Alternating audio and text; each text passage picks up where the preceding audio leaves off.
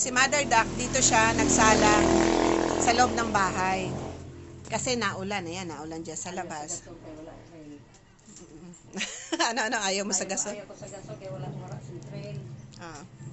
Ibinibenta ko po yan po ay byuda. Kung sino man gusto, mag-PM. Oo, kasama ang atsara na malaki.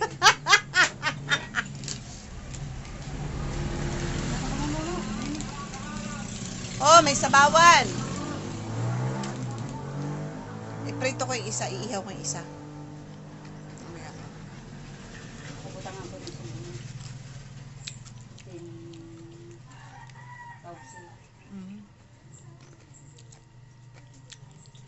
Alam mo, naghang trabaho ko. Nakapit naman sa mga trabaho.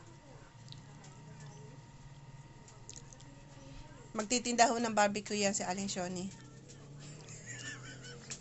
Ibalot mo sa dahon. Upak na.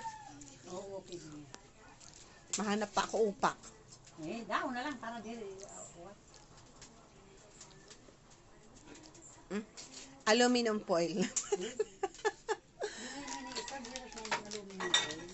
Oh?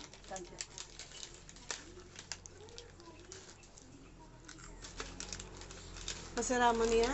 Ano? Binutong. Sampurado. Uli lugaw na may pa ng manok at saka alaman. Ano, pakpak. Sa Tulula, orin nga mahilig sa pospas.